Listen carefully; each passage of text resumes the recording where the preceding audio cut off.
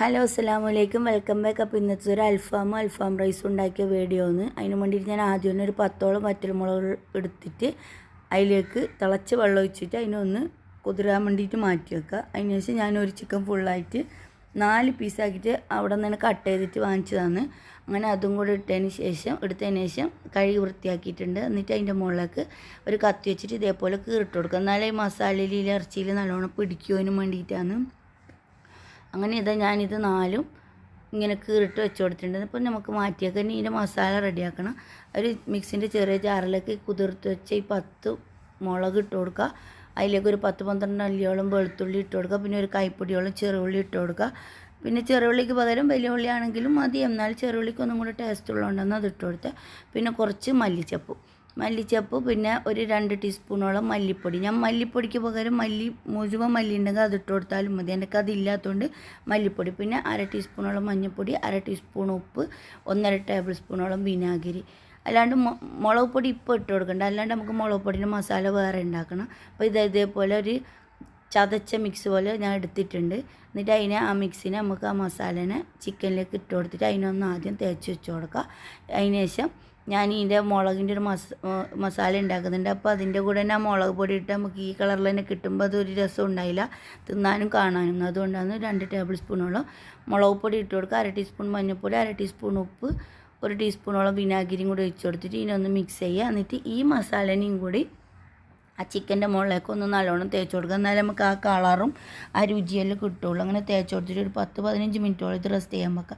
അതിൽ കൂടുതൽ സമയം വേണമെങ്കിൽ വെക്കാം. ഞാൻ പിന്നെ പെട്ടെന്ന് തന്നെ ഉണ്ടാക്കിയതിന് സമയമില്ലാത്തതുകൊണ്ട് അങ്ങനെ അത് റെസ്റ്റ് ചെയ്യാൻ വെച്ചിട്ട് 15 മിനിറ്റിന് ശേഷം ഞാൻ അത് എടുത്തിട്ട് കുക്കറിലാണ് ഉണ്ടാക്കാൻ പോകുന്നത്. നമുക്ക് ഗ്രില്ലോ ഓവനോ ഒന്നും വേണ്ട, അതേ രുചിയിൽ തന്നെ റെസ്റ്റോറൻറ്റ് അതേ സ്റ്റൈലിൽ തന്നെ രുചിയിലും ടേസ്റ്റിലും നമുക്ക് കിട്ടും. അപ്പോൾ ഞാൻ ആദ്യം ആ കുക്കറിൽ ഒരു 1/4 കപ്പ് സൺഫ്ലവർ ഓയിൽ വെച്ചിട്ട് ഇങ്ങനെ ഒഴിച്ച് കൊടുക്കുന്നുണ്ട്. എന്നിട്ട് അതിൻ്റെ മുകളിൽ ചിക്കൻ വെച്ച് കൊടുക്കുക. എന്നിട്ട് അതിൻ്റെ മുകളിലേക്ക് ഒരു 1/4 കപ്പ് എന്ന് പറയുമ്പോൾ 2-3 ടേബിൾ സ്പൂൺ ഓയിൽ വരുമായിരിക്കും. അതും കൂടെ അതിൻ്റെ മുകളിൽ ഒഴിച്ച് കൊടുത്തിട്ട് നമുക്ക് കുക്കറൊന്ന് അടച്ചിട്ട് 2 വിസിലോളം വെക്കാം. 2 വിസിൽ അടിച്ച് അതിൻ്റെ ആവിയും കൂടെ പോയതിന് ശേഷം ഞാൻ ഇത് തുറന്ന് നോക്കുന്നുണ്ട്. അപ്പോൾ നല്ലോണം വെന്തിട്ടുണ്ടാവും. 2 വിസിൽ ചിക്കൻ വേവാൻ നല്ലോണം മതിയാവും. അങ്ങനെ ഇത് വെന്ത് കിട്ടിയിട്ടുണ്ട്. അപ്പോൾ നമുക്കിതൊന്ന് ഷാലോ ഫ്രൈയും കൂടെ ചെയ്തെടുക്കണം. നമുക്ക് അതേ കളറിലും അതേ രുചിയിലൊക്കെ കിട്ടാൻ, ആ പൊടിയിലൊന്ന് മൂത്ത് കിട്ടാനൊക്കെ വേണ്ടിയിട്ട് ഞാനിതൊരു 1/4 കപ്പ് 3 ടേബിൾ സ്പൂണോളം വരും സൺഫ്ലവർ ഓയിൽ ഒരു അടികട്ടിയുള്ള പാത്രത്തിലേക്ക് ഒഴിച്ച് കൊടുത്തിട്ട് നമുക്ക് ഓരോ ചിക്കൻ്റെ പീസും കൂടെ ഇതിലേക്ക് വെച്ച് കൊടുത്തിട്ട് നമുക്കൊന്ന് ഷാലോ ഫ്രൈ ചെയ്തെടുക്കാം. ഇപ്പോൾ 4 എണ്ണം ഒരു പാത്രത്തിൽ വെച്ചിട്ട് ചെയ്യാൻ പറ്റാത്തതുകൊണ്ട് നമുക്ക് തിരിച്ചു മറിച്ച് വിടുമ്പോൾ ഏതം വേണമല്ല, ആകുമ്പോൾ അത് നല്ലോണം ഇത് മസാലയിൽ മൂത്ത് കിട്ടുകയും വേണം.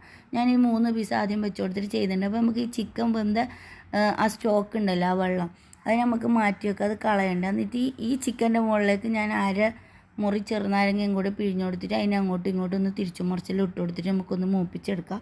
അപ്പോൾ ഇത് ഞാൻ ഈ 3 പീസ് നല്ലോണം ഇവിടെ ഒന്ന് മൂപ്പിച്ചെടുത്തിട്ടുണ്ട്. ബാക്കി ഒരു പീസും കൂടെ ഉണ്ട്, അത് നമുക്ക് ഇങ്ങനെ തന്നെ ചെയ്തെടുക്കണം. അപ്പോൾ ഇത് ഇവിടെ റെഡിയായി വന്നിട്ടുണ്ട്.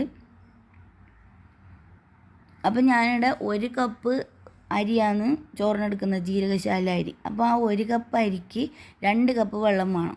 അപ്പോൾ ആ മറ്റേ പീസും കൂടെ ഞാൻ ഇതേപോലെ ഇട്ടിട്ട് വേവിച്ചെടുക്കുന്നുണ്ട്, ശാലോ ഫ്രൈന് ചെയ്തെടുക്കുക. അപ്പോൾ അതവിടെ അതും ആയിട്ടുണ്ട്.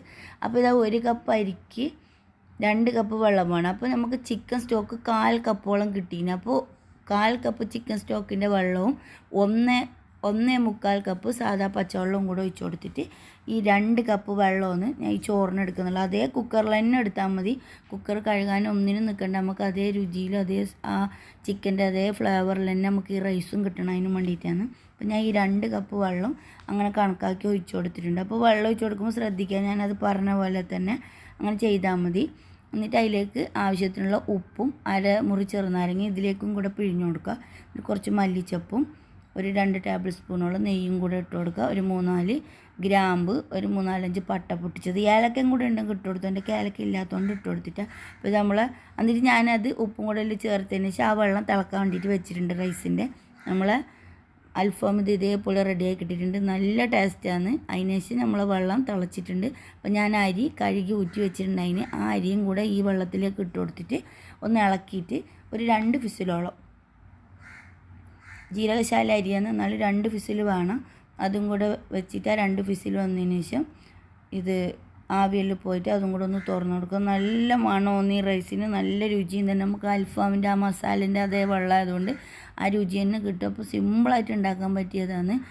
നമുക്ക് റെസ്റ്റോറൻറ്റിൽ കിട്ടുന്ന അതേ രുചിയിലും അതേ സ്റ്റൈലിലും എല്ലാം തന്നെ ഉണ്ടാക്കിയെടുക്കാൻ പറ്റും. അപ്പോൾ അതൊന്നും ഇല്ല, ഗ്രില്ലിലോ ഓവനൊന്നും ഇല്ല എന്ന് പറഞ്ഞിട്ട് ആരും ഇത് ഉണ്ടാക്കാതെ ഒന്നും ഇരിക്കേണ്ട. അപ്പോൾ ഞാൻ റൈസ് ഇട്ട് കൊടുത്ത് ഒരു പാത്രത്തിലേക്ക് പിന്നെ അൽഫാമും കൂടെ ഇട്ട് കൊടുത്തിട്ട് ഡെക്കറേഷനും വേണ്ടിയിട്ട് 2-3 ഉള്ളിയൊക്കെ മുറിച്ചിട്ട് കൊടുക്കുന്നുണ്ട്. അപ്പോൾ വീഡിയോ ഇത്രയേ ഉള്ളൂ.